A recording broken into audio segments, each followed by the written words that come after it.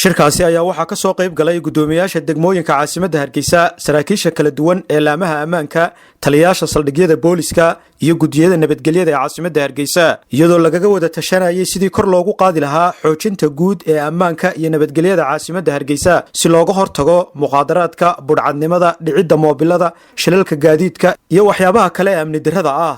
gudoomiyaasha degmooyinka caasimadda Hargeysa, saraakiisha kala duwan ee laamaha ammaanka iyo gudiyada nabadgelyada ee xaafadaha magaalada Hargeysa oo halkaasi ka hadlay ayaa waxay ballan qaadeen inay xoojin doonaan ilaalinta nabadgelyada. Maayar ku-xigeenka caasimadda Hargeysa ahna kusimaha maayarka caasimadda Hargeysa Cabdicasiis Maxamed Xaashi Cagaweyne ayaa ugu dambeyn shirkaasi soo xidhay, waxaana uu ballan qaaday in nabadgelyada aad loo adkeyn doono, isla markaasina wuxuu halkaasi ka sheegay qaar ka mid ah qodobadii muhiimka ahaa ee shirkaasi lagaga hadlay. shirkani waxa weeyaan maalintii saddexaad ama qibwiikii saddexaad weeyaan. shirkan wuxuu noqon doonaa shir khamiis kaste lagu kulmo hoolka dowladda hoose. khamiista waxaa laga wada hadlayaa howlaha nabadgelyo ee caasimadda sidii kor loogu wada qaadi lahaa. maxaa khamiistii hore aynu sinidhi, maxaa qabsoomay, maxaan ka qabsoomin, maxaynu wiilka soo socda ku howlgallaa. waxa nin kaste ama taliyo kaste ama gabadh kaste oo maamulka ka tirsaniba talooyin wanaagsan iyo soo jeedimo fiican baa samayseen. waa ku mahadsantii dhammaan soo jeedimihiin. inta miidiyaha laga sheegayo in walba miidiyaha laga sheegi maayo, hadallada miidiyaha laga sheegayo ayuun baan halkan aniguna kasii shaacinaya in kor loo qaado nabadgelyada caasimadda. muqaadaraadka oo aad loola dagaalamayo, hadday ta khamriga iyo hadday ta xashiishada iyo hadday ta wixii lamidaba, goobaha lagu tuhmaayo oo lagu qaadi doono ololayaal joogtaa oo nabadgeliyo.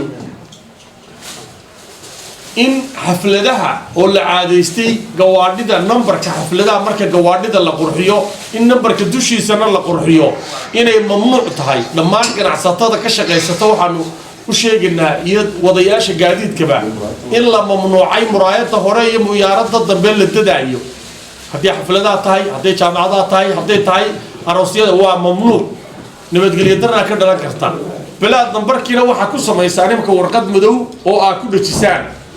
warqadaas gaadhiga lagu qabto taraafikadu amar bay u haysataa, way ka qaban doontaa, gaadhigana waa la xidhi doonaa. waxaanu siinaynaa muddo 7 cisho gudahooda in ay wadayaasha gaadiidku ay ka mamnuucaan, waayo nambarka gaadhiga lama ogolo mar qura in wax lagu dhajiyo nambarada gaadiidka. jirta oo aad iyo aad loo adkeyn doonaa haddii ilaahay idhaahdo. dadkan dhibta u badan waxay ka dhalataa moobiladan dadka habeenkii lagu dilayo ama laga qaadayo. waxaa la soo saari doonaa barogaraamo, waxaa la soo saari doonaa, waxaa halkan aanu iskugu yeedhi doonaa shirkadaha waaweyn ee telefoonada si wada jira baa loo shaacin doonaa, iyadoo booliska iyo shirkadaha isgaadhsiinta, wasaaradda isgaadhsiinta iyo dowladda hooseba joogto.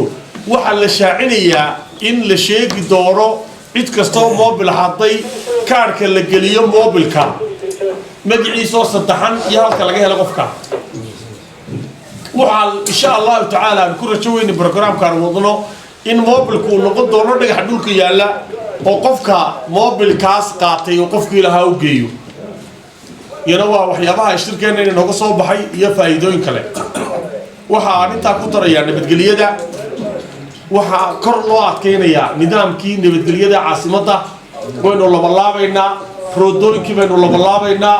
ma jirto wax dhiboo weyn oo soo kordhay, laakiin nabadgelyada faraha badanna waa lagu tala seegaamaa la yidhi. mar walba roondada dambe waxay ka fiican tahay roondada hore. balaayo dhici lahayd bay baajisaa ama cid dembi doonaysay inay samaysaabay qabataa. waa ka hortag. mar walba Somaliland waxay caan ku tahay inay wada shaqeeyaan dadkeeda iyo ciidankeeda.